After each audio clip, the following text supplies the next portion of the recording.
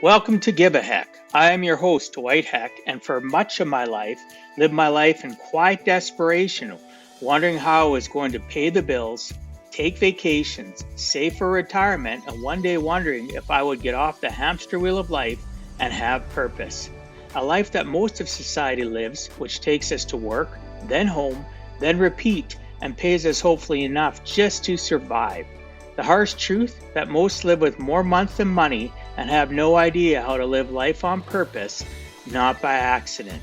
This ensures the mass majority are living not just financially broke, however, emotionally and mentally as well due to financial pressures. In each episode, I will introduce you to thoughts, ideas, and guests that can help you to learn how you too can live life on purpose, not by accident. Good day and welcome to Give a Heck. On today's show, I welcome Alan Klein. Comedian Jerry Lewis has said that Alan Klein is a noble and vital force watching over the human condition. Klein is also known as Mr. Jollytologist and the ambassador of light, shows audiences worldwide how to use humor and positivity to deal with life's not so funny moments. He is an award-winning professional speaker, a TEDx presenter, and author of 30-plus books, including The Healing Power of Humor, You Can't Ruin My Day, and Embracing Life After Loss.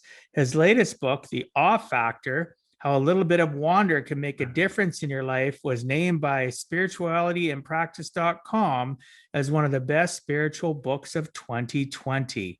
I'd like to welcome you to the show, Alan. Thanks so much for agreeing to come on and share with us some of your life journey. Thank you. And I'm sorry I kind of threw you off there. That's okay. Little silliness. That's okay. You can be silly all you want, because sometimes when people do hand gestures, it's because they want me to pause, stop, or they need to. I've had even people do that because they have to go washroom. They just realized it. So that's okay. So Alan, one of the things I like talking about with people isn't just about their backstory of, because when I ask people, normally when you ask somebody, tell me something about yourself, they start a few years back. They don't start at the origin. And for me, the origin is important to understand what people's origin story is, because of the irritation that I have in the movie industry, especially starts out. A lot of the sequels and the prequels and everything, they start in the middle of the story. They don't talk about how things happen at the beginning, and you have to try to piece it all together. So I don't want my listeners to have to do that. I'd rather them actually be told by you exactly your origin. So what key things from your childhood to adulthood that led you to where you're at currently? Well, it was a route that took many twists and turns to where I am, but I think first of all, I'm a very creative person. I've written many books. I used to be a scenic designer in television. And I look back at that first journey to being a scenic designer, wanting to be a scenic designer after I was taken to my first Broadway show. I lived in New York City in a suburb called the Bronx. And I was taken to my first Broadway show at 7 years old. And I sat so well through that show that 2 weeks later, my parents took me to see a second show. First show was Oklahoma. Second show was Carousel.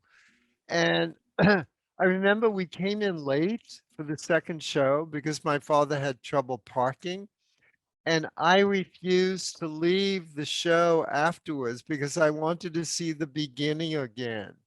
I thought like a movie, I could just sit there and it would start again. Well, I didn't want to leave, and my parents had to kind of drag me out of the theater. And from that day on, I wanted to make those pretty stage pictures called being a scenic designer. And I went back to school and I asked the teacher, instead of doing a book report, could I take a shoebox or a cigar box and do a little scene from the book we were reading in class. And that was my start of being a designer. I made these little dioramas at 7 years old. And I went to school, I went to college. I did a lot of the stage productions at Hunter College in New York City. And then I got into Yale Drama School, 3-year masters to study how to be a scenic designer. And after the first year, I was basically asked to leave. They basically said I had no talent. And I went back to New York City. I studied some more with other people, and I got into the Scenic Union, which is a very strict test you have to take. I failed the first time, passed the second time, and I was hired by CBS Television and worked there for 10 years doing shows like that your audience may not know: Captain Kangaroo, Merv Griffin, Jackie Gleason, those shows. And so I achieved what I was told I could not do. And I think that had a really big influence on the rest of my life, because I realized that nobody could tell me I could not do something. So when I wanted to write my first book, people said you need an agent. You can't find an agent if your book gets published. At that time, I think there were like 40,000 books published every year. And you wouldn't even make your advance back. You may not even get an advance. I mean, a lot of people said you can't do that. And I didn't believe them. And so I can tell you that story a little later, but I started to write books. I had a passion to get my message out in the world. And that first book, The Healing Power of Humor, is now in a 40+ printing and a 9th foreign language translation. Wow. So I guess when you ask, the backstory, I guess that passion to do something and not let other people say I can't do it was the basis that really formed the basis of the rest of my life. And that started at 7 years of age. That's amazing because Yeah. I look at one of my grandkids. He's 8 now, but even at 7, or even my own kids, I have 5 of them. When they were 7, they would have never been able to sit through a Broadway production. So Oh, you definitely were advanced in your ability to be, still and patient and appreciate. So I liked how you yeah. said you wanted to stay so you could see the beginning of the show. That's Right. yeah, because at that age you're thinking, well, it's like a movie. Why can't I just, see the beginning? Let's just Yeah. stay. And Right? and kids today, it's a whole different entertainment is so different. When I was 7, we didn't have TV at that time. We had radio, which was great for my imagination. I remember Teddy Bear's Picnic Show on a Saturday morning. I still remember their theme song. And you would they would give you clues to stuff, and each child probably thought what the scene was like differently. And Made so in more. my head, I yeah. think I think though, like the generations that grew up with just radio, and it forced them to, as you said, everybody interpreted it differently in their mindset, but it also created something that today's children don't have to have, and that's creativity. Right? You look at today, what do they do with young kids? And again, this isn't to pick on any listeners. I've experienced it, live it through with my own kids and their kids. And, I have some kids that parent with a tablet and other ones that refuse to give their kids a tablet. They want them to play. They want them to be creative, to play with the Legos and the little dinky cars and actually have a creative mindset. So you didn't have that choice, which is a good thing, in my opinion, because it forced you to have to not have everything served up to your brain like television does and media, right? With the movies and all the little YouTube videos and all the other things that kids and even adults get inundated with. They forget how to be critical thinkers, and it all starts so from a young age where somebody's like you're talking about yourself listening to a radio Yeah. show and interpreting it a different way that helped your creative muscle, in my Yeah, but opinion. it does. But I also think that the kids today, with the video games and TV, it's not bad. It's just different. I'm not saying it's Because bad. I'm yeah, saying yeah, it doesn't allow it. It's giving their creativity or their thought processes are injected into them from what they get to see and what they're allowed to portray. And too many people, like I know people that push the tablet across to to babysit their kids instead of just saying, hey, go outside and play, or hey, go play with your toys. That was my right. point. It's not saying Yeah, that there no, can't it's be a some positiveness to yeah, it. There's a lot of creative things that have been lost, in my opinion, because of yeah, technology, just as much as been gained. yeah, and exactly. And some other things have been gained that I didn't have. Uh, That yeah. none of that stuff was around when I was a kid either. We did have TV. I remember growing up, black and white TV, and then getting the first color TV. We had one channel and the aerial on top of our house trying to pick up stuff, and you know what I mean. So I do understand and appreciate what you're talking about. So again, some of the listeners Yeah. will get moving on because they won't be able to appreciate it like you and I would. But can So I say one thing about sure. getting a TV? I lived in a fifth floor walk-ups. So there were lots of families, and there was only one other family that had TV, and we had the second TV in this five-story apartment building. And on Tuesday night, it was Milton Berle night, and we would have 40 people in the living room watching Milton Berle. That's a I mean, lot.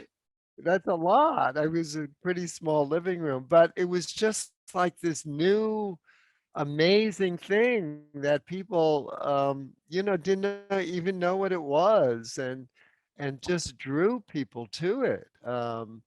And we were one of the first people to have a TV. I don't know why. My father wasn't that adventurous, but somehow he wanted a TV. and and also the first TV set, I don't know if you know this, Dwight, but my neighbor had it, first one, because he worked in a radio department that were just getting them in. They could not figure out how to put the tube um, this way, horizontal. So the tube was like a regular tube, and this was the picture. So they had a cabinet with the top would come up and there'd be a mirror here to reflect the tube, the TV, and people would watch in the mirror what was going on the TV set. Yeah, it took them a while to develop it. Yeah, I am familiar with that. Many of the listeners probably don't. Today's most people don't even know what a tube TV is, right? Yeah, In the yeah, younger generations, again, they've never yeah. experienced it. So yeah, Yeah, I and can then it was appreciate it that. was black and white, and there was some kids TV show on, I forgot the name of it, but you can send away for a piece of plastic that was colored to put over your TV set. And so the top was blue, the middle was like pink for flesh, and the bottom was green. That would be funny. Yeah, Yeah, it was funny. that's awesome. So, Alan, I know your wife of only 34 years passed away from liver disease a long time ago, and her ability to keep her sense of humor all the way to the end inspired you. It inspired you so much you gave up your career as a theater and television and scene designer to study human development. Were there any big hurdles you faced pivoting into the study of human development? Well, just that whole process of her passing at such a young age um, was a big hurdle, and she had a terminal illness for 3 years. So that was. The human development part was because I saw how humor helped her. I saw how it helped everyone around her. And yes, there were lots of tears, but there was also laughter, and it was the laughter that would kind of give us a reprieve from what we were going through, from the stress and the difficult situation. And it was the time when Norman Cousins, who wrote Anatomy of an Illness, talked about how he used humor to deal and help him cure himself of a terminal illness also. And so that was encouraging that somebody else kind of was doing this. And so I went back to school to learn about um, the therapeutic value of humor and wrote my first book from that experience, The Healing Power of Humor. Um, so it was just a matter of giving up my business and really focusing on what is therapeutic humor? How are people using it? How did I use it with my wife? How did she use it? There were at that time a couple of humor conferences actually that I went to and got an advisor at Stanford University who wrote books about therapeutic humor and just started to kind of create a pathway to this almost brand new um, study of therapeutic humor. That's yeah, that's great to hear that, because some people when they go from one industry into something different, they'll run into hurdles. When I talk about hurdles, it's not even just the knowledge difference to learn from one to the other. They run into hurdles of people not taking them serious because of what they used to do, or they don't necessarily have support from their loved ones, which can slow them down, right? So Yeah, yeah. obviously, though, it was something that became a passion. You 30 books later, and look where your life has gone. So that's impressive. So through your I journey, think I think you go on. just said the key word, passion. You know, if you have passion to do something, you don't let things get in your way. Oh, of Um, course, yeah. yeah, you know, when I was a professional speaker and, you know, if the flight would be canceled, you know, I couldn't get to the speaking engagement, 9 a.m. in the morning. I remember one, I had to be there at 9 a.m. At 6 at night, my flight is canceled. There's a huge electric storm, you know, lightning, thunder, terrible rain. I rented a car and I drove 3 hours and didn't get in till like 1 in the morning but I was there at 9 a.m. because I had the passion to share my message with the audience and how to do it, you know, that Well, passion. passion is so important, though. People don't realize it without passion. And that's another thing. Since you brought up the fact that I mentioned passion, a lot of people don't realize that when people are explaining their circumstances or they're sharing something and they're emotional, and they all say, "Well, why are you so angry?" Right? Well, they're not necessarily angry. They're passionate about what they're sharing with you. There's a difference between being upset, angry, and passion. But most people label somebody that's a little bit, they label them as, oh, that person's upset. They're in a bad mood or whatever, when really all they are is they're passionate. Their emotions are Right, coming out with their story that they're telling, they're sharing with right, you. So right. I completely agree. Passion is important. Um, because without it, if you don't have passion, the purpose of you wanting to go and speak wouldn't have mattered. You had a Right. purpose, you got hired to speak, but if you didn't have the passion, you would have just went, oh, well, you know, boop, boop, boop, boop, boop. Sorry, I got to cancel flights. I can't get there. Yeah, right. No, no, it's the Right. passion. Yeah. And the interesting thing, talk about passion is I almost failed speech in college. I hated to get up in front of a group and speak. I would never raise my hand in class. And here I was talking of upwards of 1,500 people in an audience. Uh, was I nervous? Was I scared? Yes, of course. You know, and then I remember seeing the actress Lily Tomlin um, getting ready to do her Broadway show. She was in like previews and stopped the show and went, "This isn't going well. I want to do this over." And you know, So yes, and Barbara Streisand, who did not perform for 20 years in a live audience. In a recording studio, she was fine because she could do it over and over. But a live audience, for 20 years, she didn't do a live show. So I looked at those people and I thought, if they can, be great at speaking, or things are not going well, just stop and do it over. I could I could do some of that, and I could be afraid of speaking and still get up to share my message. Yeah, of course. And that's good because again, when you have the passion and a purpose, you can drive fear out. It just, even the most seasoned speakers or people that stand up and perform, whether they're not a speaker, they're a singer or whatever they are, a comedian, they still have butterflies. And they Oh say that yeah. it's actually a good thing to have butterflies and have that fear because once they lose that, there's no passion. Your passion is what causes that, right? Yeah, You yeah. want to do so good that your fear grips you, that you're afraid. And then we have self-limiting beliefs that creep in. And I've read articles and heard interviews of some of the most seasoned professional entertainers that go through that still today, 20, 30 years later, Yeah, and I right? can see why. Yeah, I get slightly nervous every time I get up and speak. And I think it's good because every now and then I go, oh, I'll knock this out of the park. I maybe not even go over my notes. And then can I say this on air? Screw up. Yeah. Oh, of course you can say it on there. You can say whatever you need to say. It's not a Uh, big deal.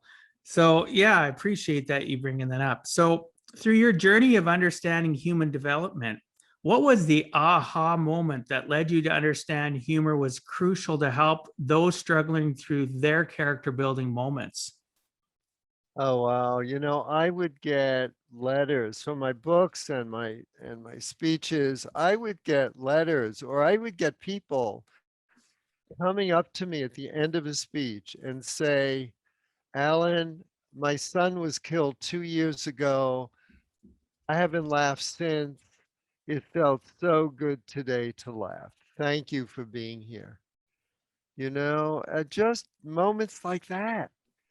Um, I have a story. I don't know if you want to hear it, about Sure, a absolutely. young teenager who was a friend of my daughter's. My daughter was at summer camp as a counselor, or junior counselor, and he was also a junior counselor. And I knew him before camp, um and he was always shy. He would like come in the house, but he wouldn't say hello, and very shy kid. Hardly ever spoke to him except hello and goodbye. And here he was at camp, and my daughter invited me to come and give a talk about humor, to the coping mechanism of humor, to the camp counselors, because they were under a lot of stress sometimes. And I looked around the room for this young boy, and he wasn't there. But every now and then, my corner of my eye, he would pop up from behind the couch. So I knew he was in the room. He was hearing what I was saying. And in the program, every program I do, everyone gets a red rubber clown nose, and we do a whole process with it. So everyone got one. The program was over. I looked for this young boy to chat with him, and I couldn't find him anywhere. And kids were coming up to me, and we were chatting about the program. And the next day, I said to my daughter, "I didn't see, your friend around. Where is he?" And she said, "Well, he had a fight after the program with some of the head counselors, and he left this morning." And then I forgot about it. I went back home, and about a week later, we live in the same neighborhood. I saw him on the street, and this time he came over to chat with me, which surprised me because he never did that before. And he said, "Alan, I want to thank you for coming to camp." He said, "That day when I left," he said, "I was very depressed. I was upset. I couldn't go to my mother or my father. I had fights with them. I didn't know where I was going. So I just stood on the roadway and put my thumb out and hoping somebody would pick me up, and I'd go wherever they were going." He said, and I stood there for hours and hours. Nobody picked me up, and I start crying. It was getting dark. I start crying. I pulled out a handkerchief from my pocket, and the clown nose you gave us fell on the floor. And he said, I picked it up on the ground. He said, I picked it up, put it on my nose. And he said, the first car that came by picked me up and took me back to San Francisco. He said, I was thinking of that time when I was standing there about committing suicide. He said, your clown nose helped me to see the world differently. He said, thank you for coming and thank you for saving my life. Wow. That is very profound story. Um, yeah, it's amazing how we can affect people. And I know myself as somebody that will speak to groups over my lifetime. I'm always looking, whether it's virtual or it's in person, to affect one person. And it doesn't matter to the rest of the room how it affected them. That one little boy behind a couch, your red nose. And I'm familiar with the red nose initiative that you do because I watched your TED talk and I was quite Oh, pleased by seeing that. So yeah, for those listening, watch watch Alan's TED talk, and he actually utilizes that in his TED talk too, with the nose, like the red nose part of me. But that's amazing that you give a little boy, I don't know how old he was, teenager or whatever, give somebody hope, right? right, And right. really, Yeah, that can make yeah, a person's year. yeah. That can fuel your So, passion even more too. yeah. I don't know if I answered your question, but I just, and I think you hit it on nail on the head. Even even if there's just one person in the audience, that I've helped change their life for the better, it's why I do what I do. It's why I have the passion to do what I do. Last week I did a book signing for my new book. It was a virtual book signing. There was one person that showed up. Now I could have canceled. I could have said I'm not doing it. I did it because I don't know how my words might change her life. And so I do it. No, that's good. We always got to show up, whether, there's times where I've, put together things or I've had presentations and I'm going to do a workshop and maybe 100 people say they're going to show up and there's 10. Well, I'm going to present like there's 100 or 1,000, whether there's 1, 10, Right. 100. So good for you for showing up for that person. It's imperative that we do that. But yes, you did answer the question. I was just basically looking at, you know, the aha moment that got you to understand that humor was crucial. But I think some of that question though was answered prior by you talking about the fact of getting into studying human development and understanding that, humor has saved many people. So you wanted to learn more about it. So I don't know if you have one defined aha moment that you could share that just made you really cemented in your mindset that humor was the way that you wanted to go to help people out. Well, it's these moments that continually came my way. I got one letter from a woman.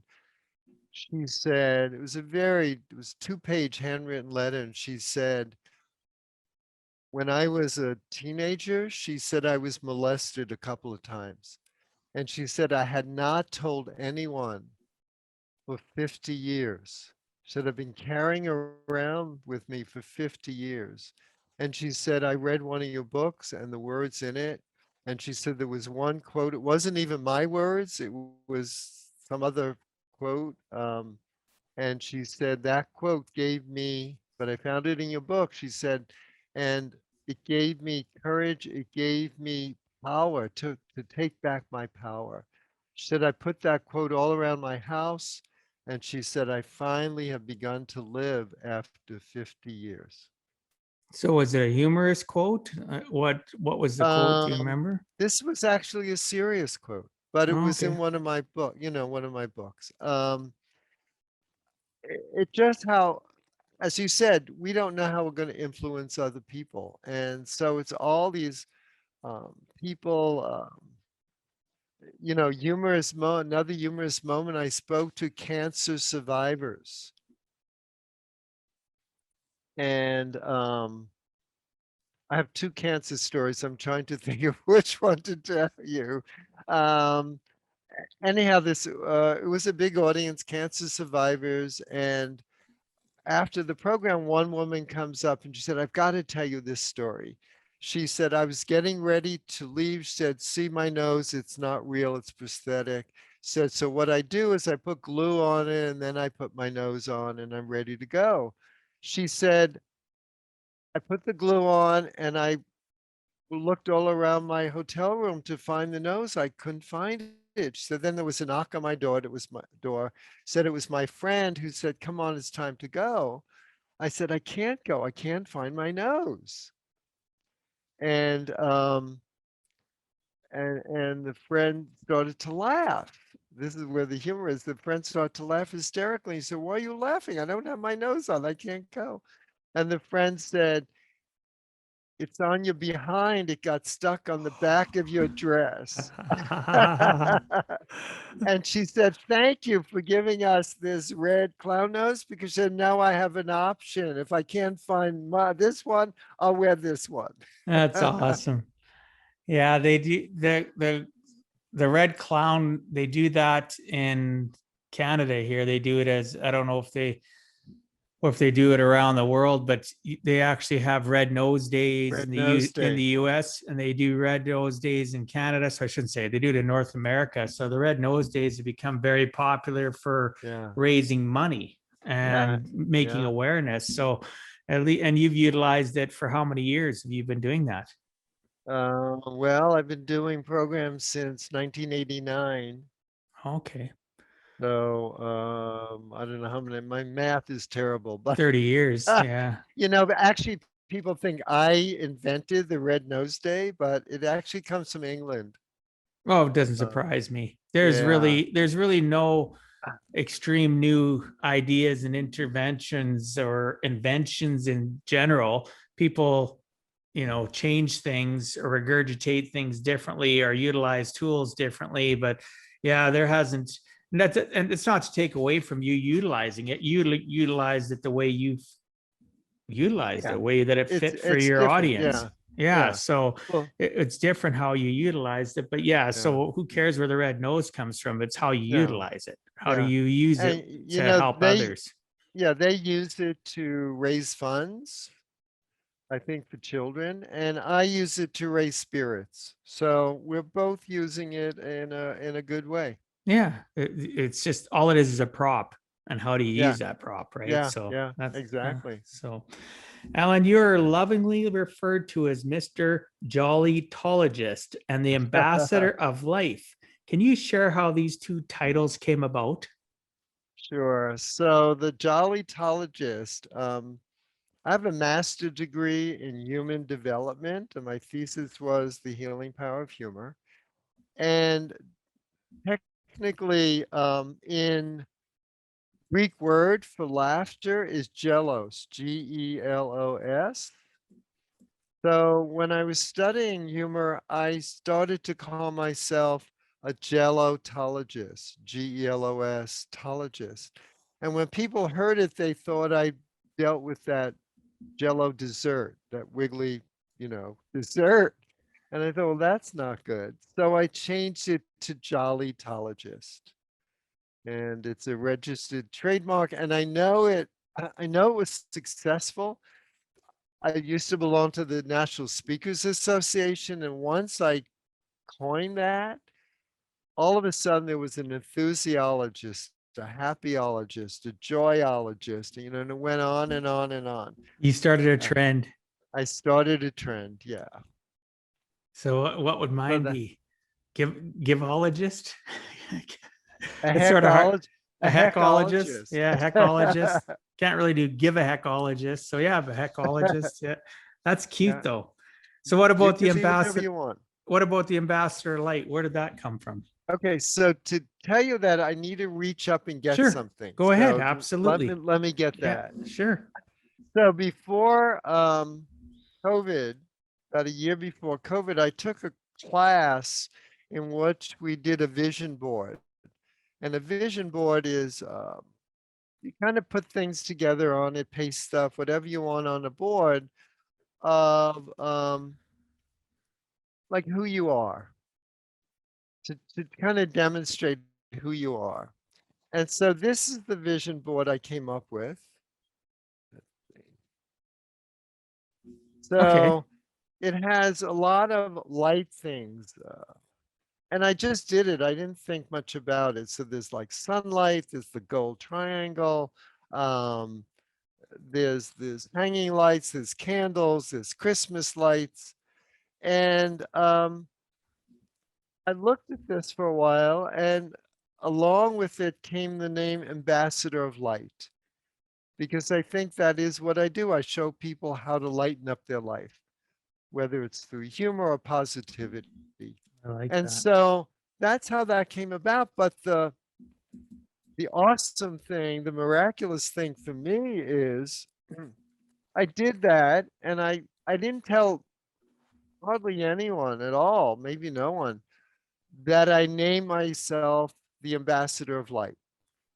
And then one Sunday I belong to Unity Spiritual Center, and this woman who's only gone there a couple of months came up to me and she said, I really love being here and I really love being around you. I always feel so good when I'm around you. You are kind of the ambassador of light. And I got the chills. It was like, she just like got who I was. And so I thought, well, that's maybe not a bad title. I'm going to start using it. So that's how that came about. I like it. That's great. It's always nice to have those epiphanies when somebody says stuff to you. I've had people say things to me and it'll be like, wow, that's profound. And it's just because it's coming from their heart, right? From their passion for you. And that's amazing that that happened. So thank you for sharing that. So, Alan, you're an award winning professional speaker, a TEDx presenter, and author of 30 plus books. Again, I'll reiterate some of these titles: The Healing Power of Humor, You Can't Ruin My Day, and Embracing Life After a Loss. I was listening to your TED talk where you spoke of literally writing down using the phrase, the perfect blank will find me. In your case, it was the perfect publisher will find me. And they ended up finding you. I love the story that you had in your TEDx. And can you share that with the listeners, that unique story of how the publisher finally came into your life? Sure. So I had about 7 books published by a division of Random House, and they were doing very well. They were mostly uplifting motivational quotation books. And they had sold over 400,000 copies. And yet the Random House closed that division. They would, money saving at the time. So I got back the rights. And for a year and a half, I tried to resell the books to other publishers. And I thought, this is going to be easy. They've been successful. Other publishers are going to want them. That wasn't the case. I could not find a publisher. So I stopped trying to get them published because I believe if you're struggling too much, you're putting out negative energy. And so maybe I'm stopping the publishers from wanting to republish these. So that's when I wrote this card out. The perfect publisher will find me. I put it above my computer where I looked at it hundreds of times a day. And I just let go of trying to find a publisher because I knew the perfect publisher will find me. So I'm going along, and I went to a meeting. I wanted to hear a speaker who is a publicist for writers, for authors, so they help publicize your book. I wanted to hear this speaker speak. I had known about him. Went to this meeting, sat on the aisle. There were rows of chairs, sat on the aisle, and right next to me there was a man turned around talking to 2 women behind him, trying to sell his book to them. And I overheard them say to him that they have a very successful publishing company but they're opening a new division and they're looking for motivational, inspirational, uplifting books. And I turned around and I said, I have 7 of those, been very successful books, published by a division of Random House. Might you be interested in that? And they gave me their card and they said, oh, we might be. Why don't you send them to us? And I looked at their card, and this was an awe moment for me. It, their office was 5 blocks from where I lived. And so I didn't send the books. I took the books to them the next day. And over the next month, they start actually publishing some of those books. So then they got too big for their little office. They moved to a bigger office. They had a party and I got invited and I walked in the door and this woman comes up to me and she says, Alan, I'm so glad you're with this company. She said, I own this company. So, but you don't know me because I live in London and I'm not here very often, but I know you. And I said, you know, how do you know me? And she said, you used to live, or I lived across the street from you for 12 years, and I would see you walk your dog every single day. Second all moment. And this all came about because I wrote this card out that the perfect publisher will find me. I love that story. I actually listened to certain parts of your TEDx talk twice because that was you're very good. Obviously, you've been speaking for a long time, but your TEDx was good. Again, I'd encourage the listeners to check it out. You can find it on the TEDx channel on YouTube. Just search for Alan's name. You'll quite enjoy it. You can see the audience that he's speaking to as they pan out to them, especially when they open up their little packages with the nose in it. Right. Even though, yeah, it was very profound. So that's why I wanted to, the listeners, the whole talk's good. So listeners don't think that I don't think the whole talk was good. I just thought it was very profound how you utilize that phrase and what people would call affirmations, right? And you have it in front of you, you're visualizing it. It's, it's no different than using a vision board. It's just that you had it in print, right? And not that you can't have stuff in print on a vision board, but so your thoughts and intentions create your reality, and why you believe the power of writing down and reading your affirmations is so important. What else have you utilized to help people with their intentions besides the card? Well, I think you just mentioned one, affirmations. I love positive affirmations. Because, the words we use, particularly as a writer, I really value words, but the words we use are like little seeds that we're planting in our mind. And so the more we could affirm that this is what I'm going to achieve, this is, and as I said way at the beginning of our talk, I never let anyone say I couldn't do something. So even at that age, I was like planting an affirmation, I think, in my head that I'm going to be a scenic designer. And I acted like a scenic designer. I made these little boxes with your sets. dioramas. Yeah. I already was a scenic designer. There's a little, I don't think it's in the TED Talk, but I learned from a workshop I took about the phrase be, do, have. The words be, do, have. So if you want to be, say, a ballerina, you need to take classes. I mean, erase that. You need to kind of carry yourself like a ballerina. What would a ballerina do? So, like, what would a scene design do? You would go to see every Broadway show you could when I was in high school. That's what a future scenic designer, because you want to see what other people are doing. You want to be inspired. So you carry yourself as what you want to be. You want to be an author, sit down and write. You can't just I know so many people who say, I want to do this, I want to do that, and they just have it in their head and they don't actually do it. So just carry yourself, or do what that person, act as if you've already achieved that thing, in other words. So be, then do. So get practice, study, hang around people. When I wanted to be a speaker, I wasn't a speaker yet, but I went to meetings, speakers meetings, because I wanted to hear what good speakers do. And I wanted to learn how to do it. So you've got to first carry yourself like a speaker and then do stuff. And then you finally have it. You finally are. Um, so if that makes sense, Oh, it be, does. do, have. Yeah. Yeah, absolutely. Um, Visualization, stuff like that, things that people need to practice more of is, even if like you talked about being a speaker and you say you want to go and see what speakers do, or you went to Broadway because you wanted to see what the scenes were going to be like so that you're all the while you're that it's creating, you're seeing it, but then it's easier for you to visualize your future. It's easier for you to visualize, even when you're now a scene designer, you were able to visualize because you stimulated your brain for all those months and years.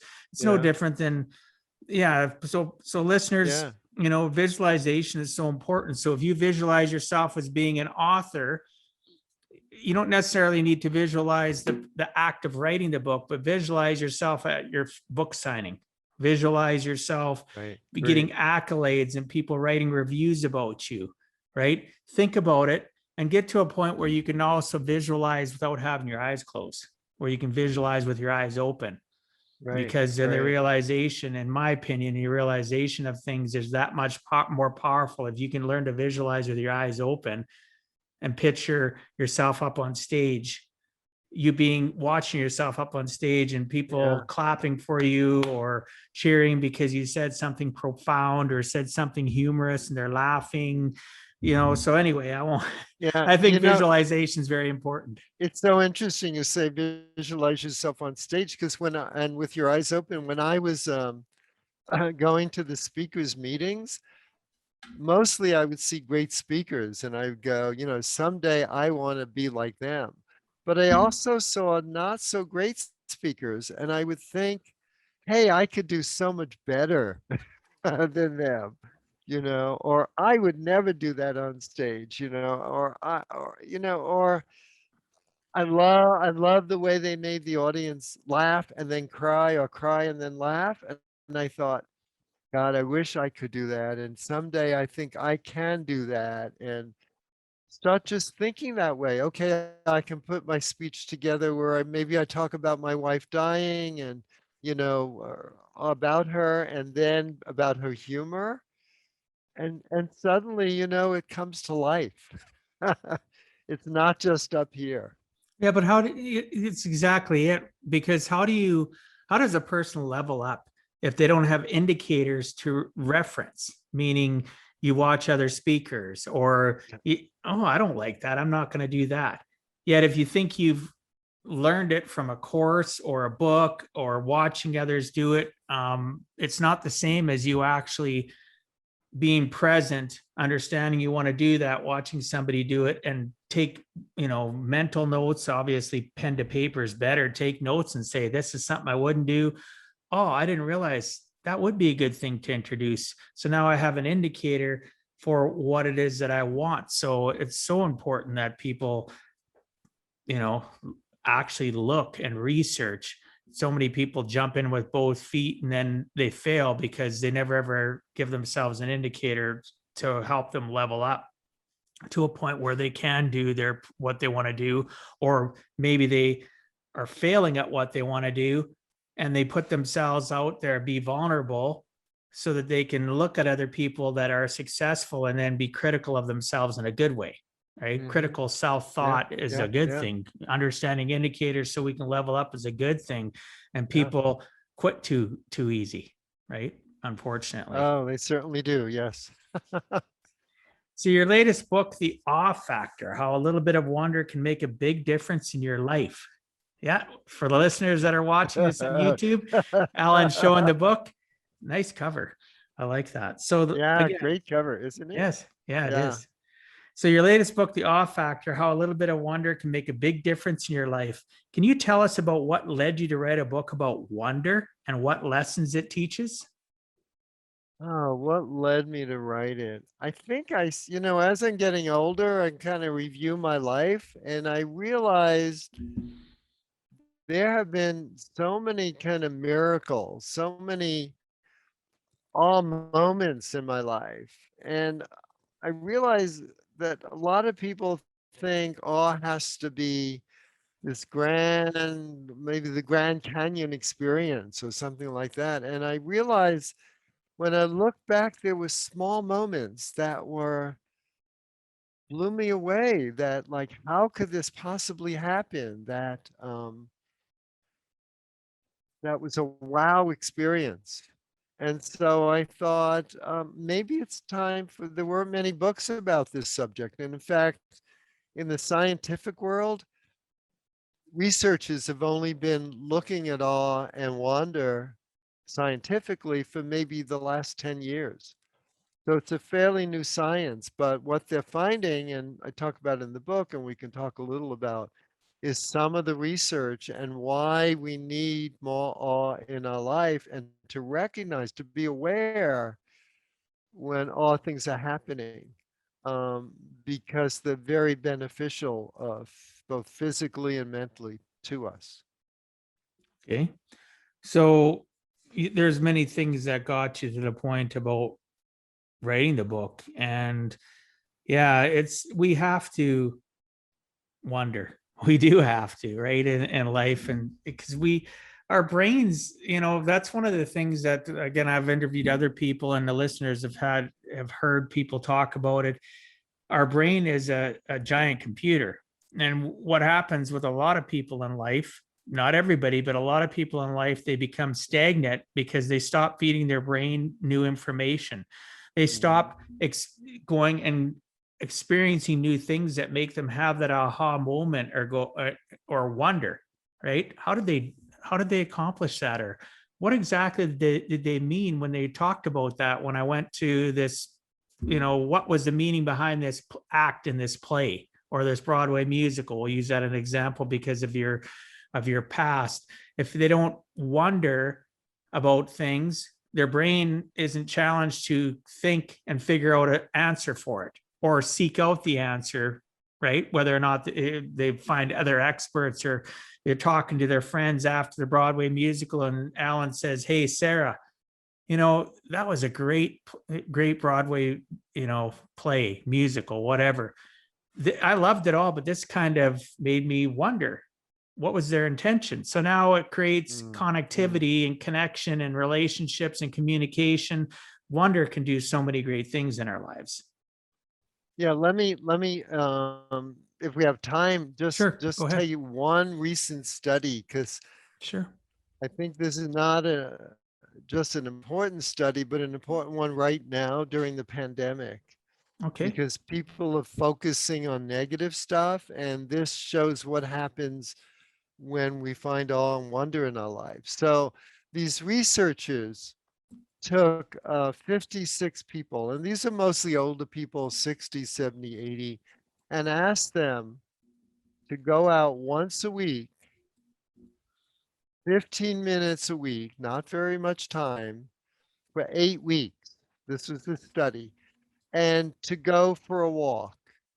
And half the group, that all they said, just go for a walk and notice how you're feeling on the walk and what you're thinking about and how you feel after the walk. And the other group, they took aside and they said, we'd like you to go on that walk, but when you do, look around for something that awes you or creates wonder or amazes you. And then notice how you feel and maybe even take a photo of yourself. And after 8 weeks, what they found was the group that just had the directive to go for a walk, when they were asked what they were thinking and how they felt, they said they were thinking about, like one woman said, well, I'm going on a trip in a couple of days. I don't have everything packed. I haven't bought everything. I don't know if I'm going to have enough time. A lot of them said they were thinking about, they weren't like right in the moment. They were thinking about stuff that was stressing them out, other things in their life. The group that was asked to find some awe, said that they had less negative emotions after the walk, more positive emotions, that they were less upset with things, and that they were happier.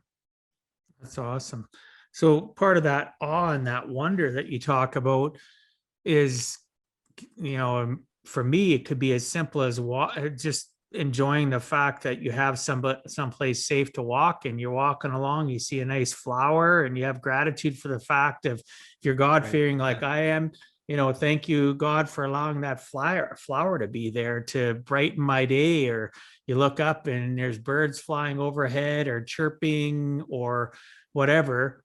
Because when people are, you're right, when they're on a walk, they're so focused that they forget to enjoy what's around them, the awe and the wonder of life, and just having gratitude for being able to walk. There's people that can't walk. Exactly. Right. Yeah. So the simple little things in life that can change us and It's all, make us relieve stress. It's all around us, Yeah, absolutely. You bring up a flower, and in my book, I talk about, yes, looking at the flower, but looking closer, look inside. I was growing some tulips, and you look inside, they're very different than the outside, the color, the pattern. Somebody sent me a video this morning of things grow. It's a time lapse video, things growing, and it's just, It's just so amazing. amazing. Yeah, I completely There's agree. another video I just taught a class on this, showed in my class, of a drop of color water, slow down, very slow, into a plate of milk. And the way the water or the milk or the drop, first of all, it colors the milk, so the colors are amazing, but the way it came up and the shapes and it's just Well, the incredible. time lapse video and photography is amazing. I've seen that. It's amazing too when they time lapse and slow down, not even the growth of a seedling to a plant or a flower. I've seen a lot of time lapse of animals and the little nuances. Go watch some of the time lapse videos of a hummingbird. Now that is amazing. Some of the things that you would never see because they're moving so fast and then they take off. But just little things like that, life is always, the listeners and maybe yourself, our lives are always in overdrive. People forget to sit back and, like the saying goes, smell the roses, right? Stop, enjoy life. So if you could find little things, that awes you. And the other research, getting out in nature is the #1 generator of awe. So if you want more awe in your life, get in nature. But the other interesting research I found was that you do not have to go in nature particularly. If you have a photo of something that awed you in the past, if you just have that around you to look at, or if you write your experience of an awe moment that you had, it brings back some of those healthy benefits. Well, it gives you, I completely agree, because you can look at that picture. See, for me, I'm a picture freak, right? You wouldn't know that about me. I have 100 and some thousand digital photos since I got my first digital camera in 2003. I will take 10 pictures of the same thing because and people will say, well, they're all the same. No, they're not, because they're not seeing specific reasons why I took multiple. And they'll say, well, why do you keep them all? Just keep the best, because there was a process of whichever you feel is the best. Somebody else might like this one better. So I'd rather keep all 10 of them. Right. And visually, I can look at a memory of a picture and it's a dopamine hit, right? I get that hit of dopamine. And so I completely agree with you 1000%. You don't have to necessarily be in that memory again on that hike. I want to show you this iris was in my garden recently. For the viewers, for the listeners, it's a beautiful flower. Wow, that's an iris. Yeah, and that's just gorgeous. The colors, the lines, the shapes. I put it on Facebook and somebody said, it looks like the flower is dancing. Yeah. It looks like it's got its own, it's got its own personality, even how the flowers open. Yeah. That's beautiful. So So listeners, you're going to have to jump onto YouTube if you want to see what it looks like, or go check out Alan and friend him on social media, because he said he had posted it. So Right. So Alan, if you had to give our listeners one last closing message, what would you tell them in regards to giving a heck and never giving up? Oh, never giving up. Don't let other people tell you you cannot do what you want to do. That's yeah, short and sweet. That's true. It's true though. I You mean, want to I let can elaborate, but sure go ahead they if you want to no, elaborate I some. mean, they might remember it more. I think I gave some examples of how people have told me I couldn't do something, and just don't. If you have the passion to do something, you could do it. You know. Now, if you're 5'2" and you want to be the world's best basketball player, that may not work. I think you have to be a little realistic of what you can do.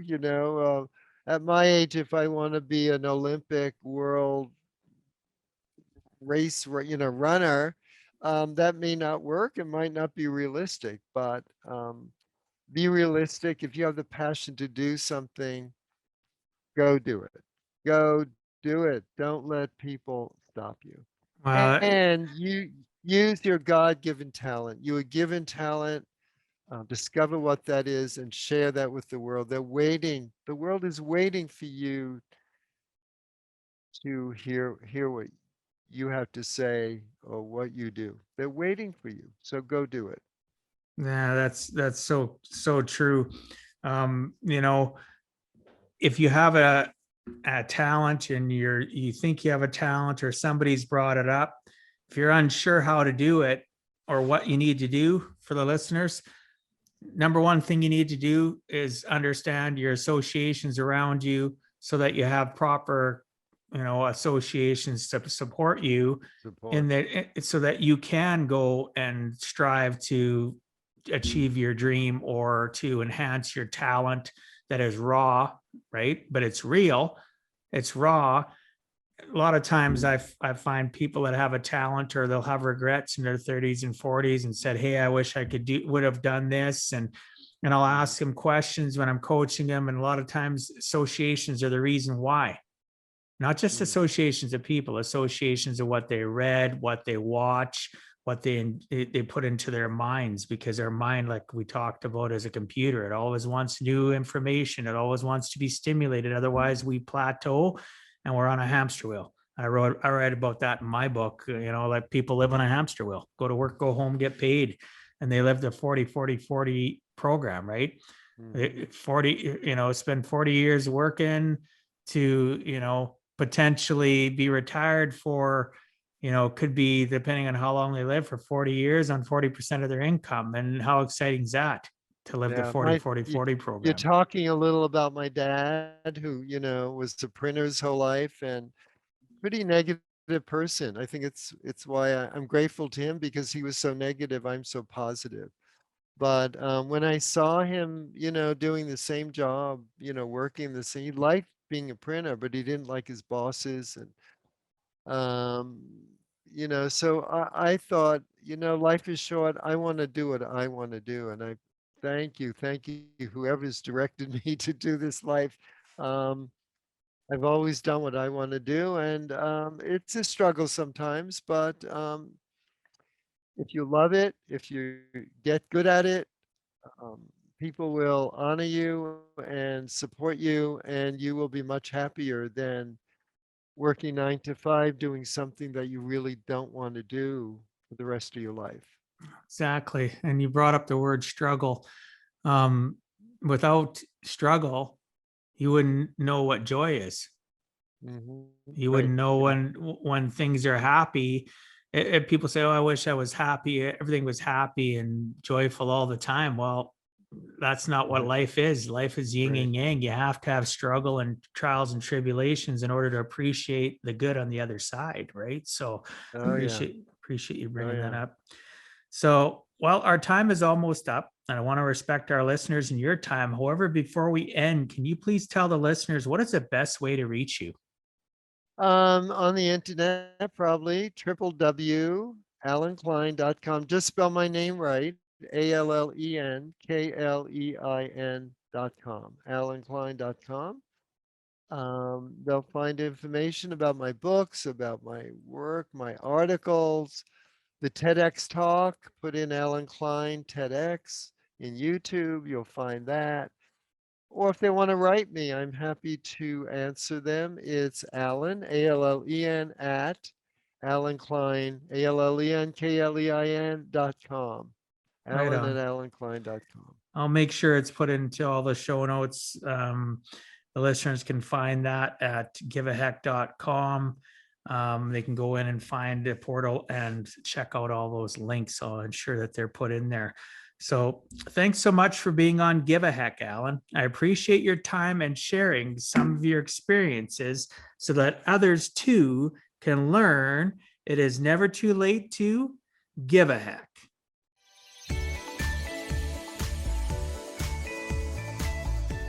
Thank you for taking time out of your day and listening to Give a Heck. If you find value, I'd appreciate you sharing with your friends and family so they too can learn how to live life on purpose, not by accident. So you do not miss the next episode, please subscribe on your favorite podcast platform and please also post a review. I look forward to reading your comments. This has been Dwight Heck. If you want to check out other podcast episodes or today's show notes, please check out my website, giveaheck.com. And until next time, together let us all strive to give a heck.